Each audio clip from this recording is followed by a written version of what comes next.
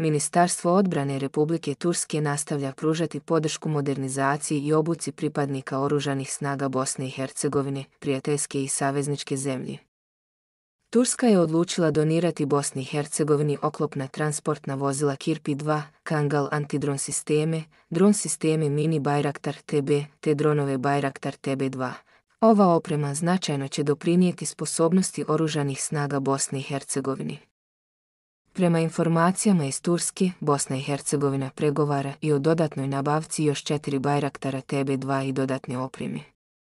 Ako sporazum bude realizovan, oružane snage Bosne i Hercegovine bi postala jedna od najmodernije opremljenih vojski u regiji po pitanju bespilotnih sistema. Hvala na gledanju, pretplatite se na naš kanal.